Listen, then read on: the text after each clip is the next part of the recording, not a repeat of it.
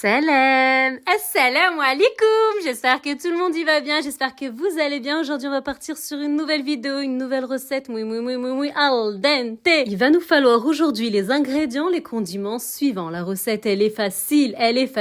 La pomme de terre. Aujourd'hui, on va travailler la pomme de terre, le batata. C'est elle la reine de la maison. Pour moi, c'est la reine de la maison. Du moins, sans pomme de terre, on peut pas faire beaucoup de choses en vrai. La cuisine. Alors, les pommes de terre, vous prenez le nombre que vous souhaitez. S'il y a beaucoup de peuple à la maison, on en met beaucoup. S'il n'y a pas beaucoup de peuple, on n'en met pas beaucoup. Alors moi, dans mon saladier, on a à peu près 5-6, voilà.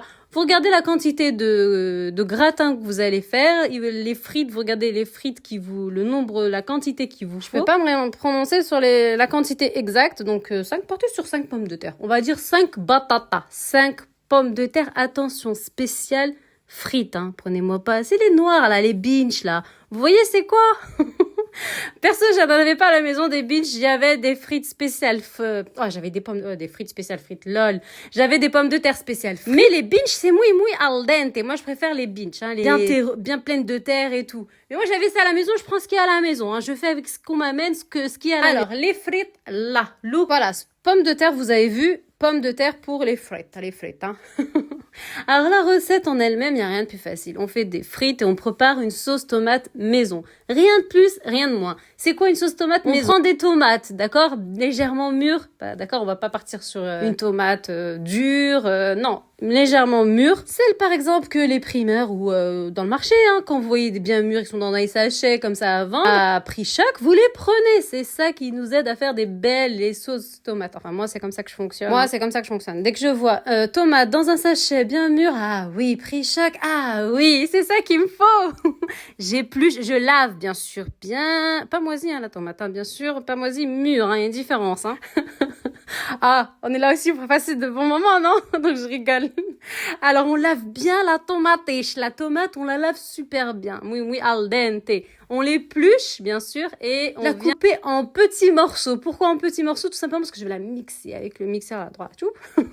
Je vais bien la mixer pour, bien sûr, la mettre dans une casserole et bien entendu partir à feu doux pour une cuisson al dente et une sauce tomate al dente. Qu'est-ce qu'on met dans la sauce tomate? Les tomates, la tomate, bien mixée, pas écrasée avec la fourchette, ni râpée avec la râpeuse, bien mixée, ok? C'est pas la même arôme, c'est pas du tout la même chose. On y ajoute une pincée de sel, du piment, Le piment, c'est très important, le piment, Pas beaucoup quand même. Du poivre, de l'huile d'olive ou de l'huile d'ail. Attention, avant de mettre la tomate mixée, attention, dans la casserole, on met un trait d'huile d'ail. On met l'équivalent de 5 dents d'ail préalablement bien râpées. Vous voyez pas tout ça en vidéo. Attention, je vous le dis, écoutez-moi.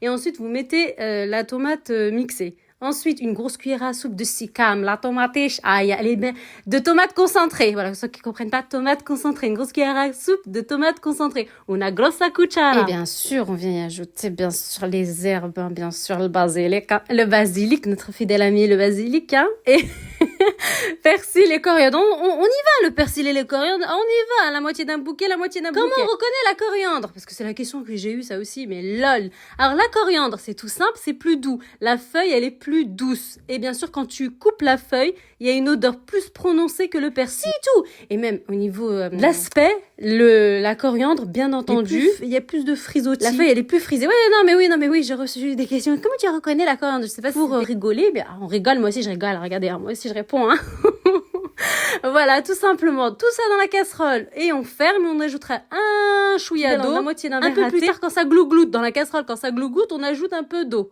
à température caniculeuse. Et normalement, on obtient bien sûr une sauce tomate. Donc, vous laissez bien persiller coriandre, d'accord? Ça va donner son arôme et son goût. Et bien sûr, vous recouvrez bien la casserole. Vous retirer après si vous voulez. Moi, personnellement, j'ai laissé un peu de persil et coriandre. J'ai pas tout retiré. Voilà. Ensuite, on prend un moule où on prend des petits trucs comme ça. Je sais pas comment ça s'appelle. Et on compose. Qu'est-ce que ça veut dire on compose? On fait comme si on faisait une lasagne. On fait d'abord frites, ensuite sauce tomate. Ah oui, la sauce tomate, vous avez vu en image. J'ai mis des miettes de thon. Ben oui, sauce tomate va avec thon, tomate, logique. On y incorpore bien sûr les boîtes de thon, tomates émiettées. miettes de thon là. Voilà, à la sauce tomate, c'est tout. Et après on compose, on fait notre lasagne à votre guise, hein, frites, sauce tomate, frites, et à la fin on finit simplement par du gruyère. On enfourne comme une lasagne, 180 degrés cuisson cette fois-ci en haut et en bas pendant 10 minutes et pas plus. Mon peuple, ma communauté, assalamu alaikum. Assalam, hein, salam alaikum.